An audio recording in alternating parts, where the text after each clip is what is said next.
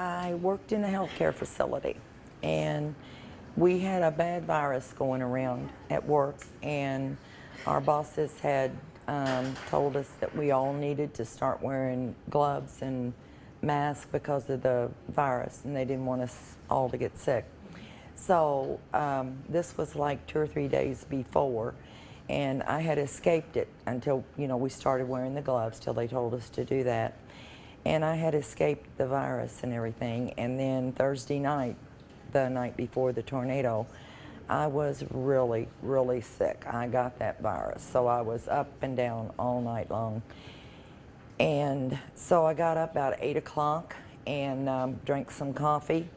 It didn't set real well in my stomach, and I fed my animals, and I said, I'm going back to bed, because I knew I had to work Saturday morning. So I said, I'm going back to bed, and I'll get up about 4 and maybe try some soup or something so I can get myself back in gear to go to work Saturday morning. And so I did that, went back to bed about 10 o'clock, and I was sound asleep. And didn't know a thing was coming, didn't have the TV on, didn't know any bad weather, nothing. And at 3:13, I think is the time everyone's been talking about, it hit. And I heard the sound progressively got louder, and I have a little small Yorkie dog, and her little carrier night-night bed, we call it, is by my bed. And the sound started just a louder, ooh, got louder, and I got up out of bed, and my bedroom comes off at an angle into the living room, and there's a wire rack, 3 or 4 shelf wire rack that's set right in the corner. And so when I heard the sound, it woke me. I got up, grabbed her, got to between the bedroom and living room door, and the rack came over. I went over it, fell down on this side, cracked 2 ribs, couldn't hardly breathe, scared to death, not realizing at all what was happening. And got to the living room. By that time I went down again and tried to get up, using my furniture to hold on to try to get up. And of course this knee's been bad all the time anyway. And the house just shook like an earthquake, and then I could actually feel it moving, and it moved forward and left off of the foundation. And every time I'd try to get up, I'd get maybe up on 1 foot, and the force of the wind, the house moving and doing everything and whatever, it would knock me down again, and I'd try to get up, and that just, wasn't working. So windows in my kitchen, bedroom, living room, just shattering, bam, bam, bam. And when it stopped or slowed enough that I could get my bearings and get my senses about me to, what's going on, I ran into my inside bathroom, into an inside wall, and just sat down in there. And then when I thought, well, it's over, it's done, and I know it sounds silly, but I still didn't really realize a tornado hit me, And so I came out, and of course I was shaken, just tremendously shaken, scared to death, and looked for my glasses, because when I had got up to go back to bed, I left my glasses laying on the table. And I got into the kitchen and couldn't find my glasses, and of course I have pictures of my kitchen floor. You couldn't set your foot down in the kitchen floor without setting it on something, because shelves came down, hutches came over, everything on the table came off, broken glass, windows, all that. My little dog was in the kitchen. I had left him in the kitchen and just put a little gate up between the kitchen and living room, and he was in there. And so when I got back into the kitchen, like I said, looking for my glasses, and found those finally. It's a wonder I didn't step on them, because they were in the middle of the floor. I got him and put him back in his carrier, and got the broom and started picking up, salvaging what I could, and sweeping up broken glass and whatever, and worried about my dogs, checking on my dogs. My neighbor come to check on me, and I asked him to go check on my dog, because he was out by the garage. His doghouse was right just inside the garage, and the garage just imploded, collapsed, whatever, and it pinned him in. Everything come down on, you know, on the box, his dog box. And my neighbor went and checked on him, and he said that he could see him. He said he's pinned in, but I think he's okay. And so he then had to run next door because he said, Charlene, I gotta go. He said the man's house next door is gone.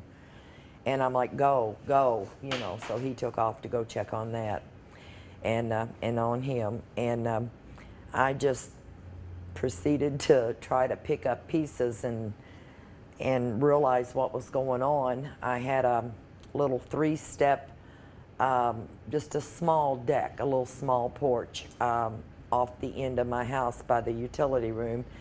And it sounds silly, but I still just really couldn't get my bearings and realize what had happened. And I went to my utility room door and looked out, and I'm like, oh my God, look where that wind blew my porch. The porch didn't move. The house moved. The house had moved forward and left off of the foundation. So once then, like I said, once I finally realized what was happening, what had happened, my boss had called me and talked with her. And the other thing is I forgot to charge my cell phone the night before.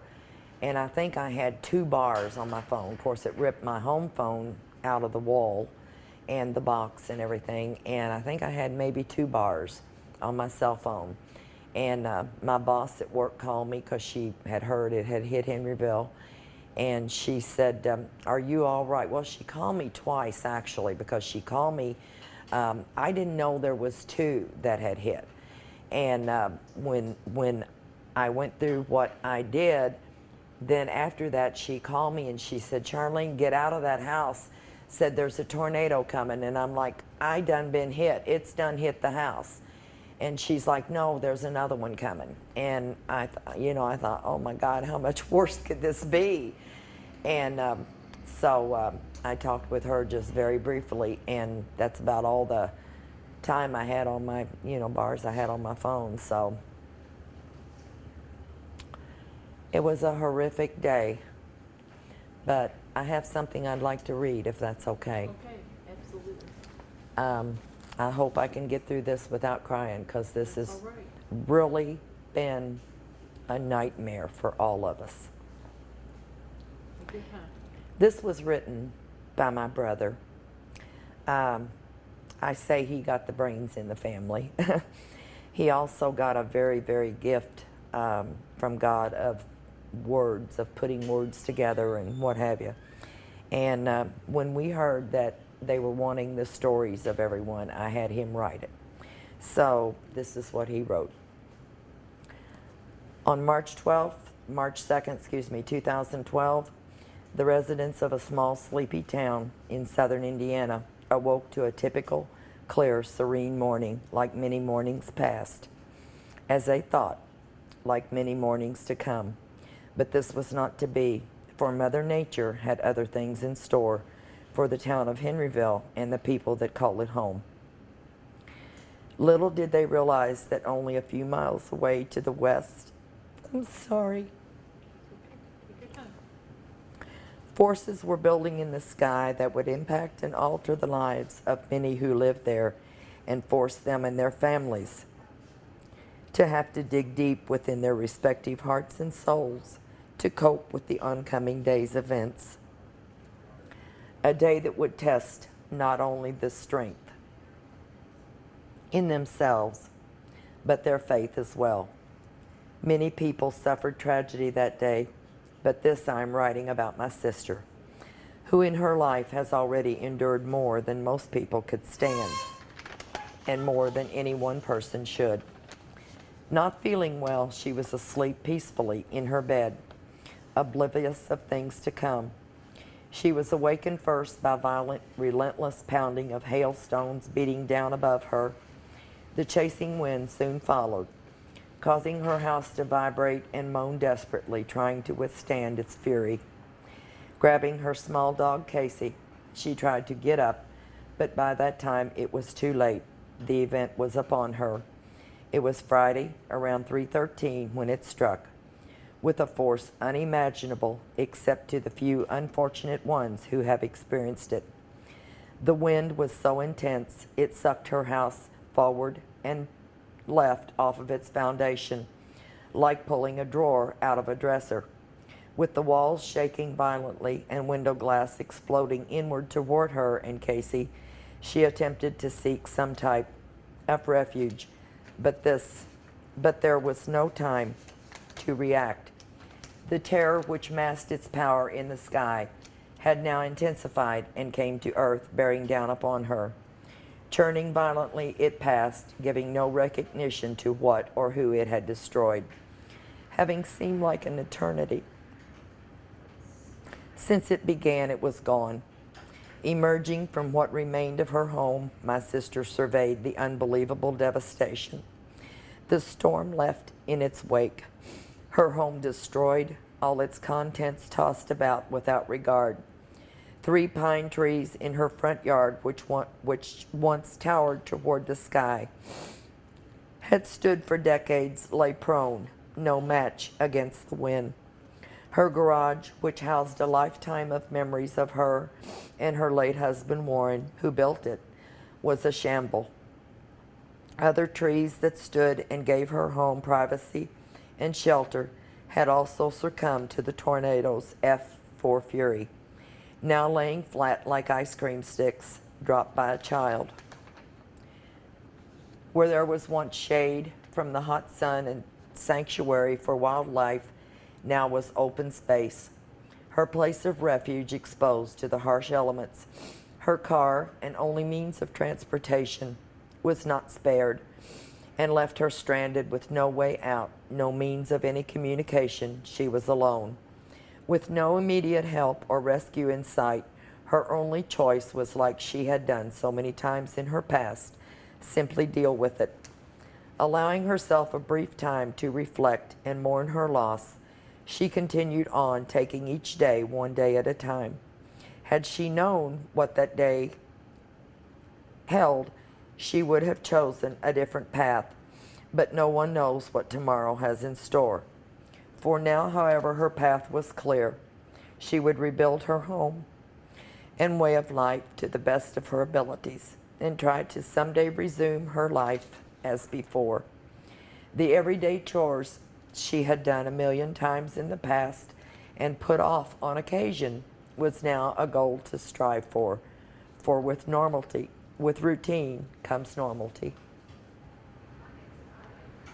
So tell me about your recovery after all this happened. Well, first, I'd like to say a big thank you to Mr. Butoff, to the churches in Henryville, to all the volunteers from all over the states. I have pictures of people from Wisconsin, Ohio, Kentucky, Wyoming, Tennessee. There were people from everywhere. To say thank you is just not enough, but that's all I could do. But they came and worked diligently and helped me repair and fix and everything. And I've got a new home now. I just got moved in it the 4th of September of 2012. And it took me a while to get everything back together, get boxes unpacked. I had boxes to the ceiling. And finally got the house back together, got the garage put back. Thank God my animals are okay and all that. But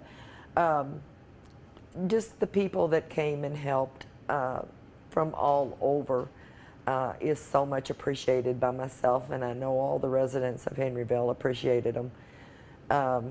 So I am back in my home, just trying to kind of regroup. As you see, it's been a year, was a year the 2nd of March, and a little over a year, and it still is such a hurt in my heart. But eventually I said, I know I'll be fine, and I know I'll be okay when I can read this and not cry.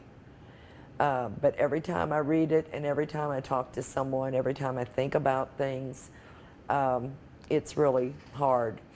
I made many, many visits to my doctor. I have post-traumatic stress.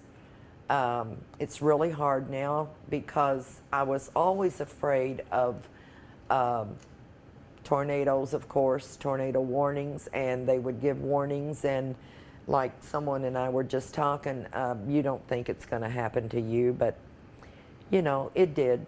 And you just, I don't know, you just try to pick up what you can and go on. And that's all you can do, and have faith in God. And my doctor, the good Lord, and my family and my friends have got me to where I am now. And so I just do the best that we all can. Is there anything else you'd like to say? Can't think of anything. Just like I said again, a big thank you to everyone that came and helped, and appreciate all they did, and just have faith and go on. Oh yes, I do have something. Can I read this? Absolutely. This is a 2-minute thing. The tornado was devastating, to say the least. But I would like, I won't call any names, but I would like people to be aware of the housing people out there in the near future. God forbid anything ever happens to us like this again. But one last thing, the tornado hasn't been the only thing that I had to endure.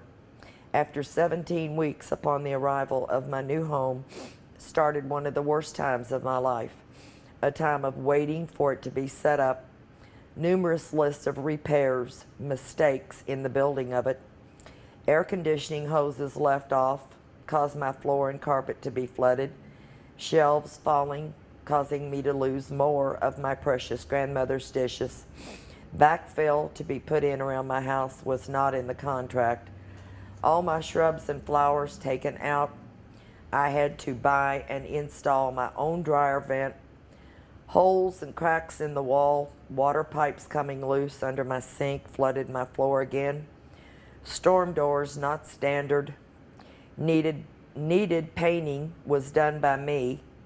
My personal property destroyed, tossed aside by the setup crew. Improper grading causing water to flood to my foundation, cabinet doors uneven, gaps in doorknobs, but the worst was my home being taken away. The fee was paid by my insurance company for the house removal. I was told personally by the company's housing consultant that they would buy my house. That my house would be bought by them. The damaged home. After a few weeks of being harassed to sign the title, after this took place, then I was told that they would not pay me for my house. Their reason, there's no documentation to this effect, but that consultant is still employed at this company, and there would be documentation if they would be honest and would step up and stand by their word like they promised. Paid for free. My house was paid for free and clear, was repaired and sold for $37,000. And I got nothing from the house that I owned. So folks, I just ask you, is this the kind of company that you want to buy from? It's a local company, and I'm sure everyone's heard the slogan, buyer beware. So just be careful out there, because after going through the tornado, and the devastation that I went through with that and everything, this is what I had to go through since they put the house in. So, be careful. And thank you very much. God bless everyone.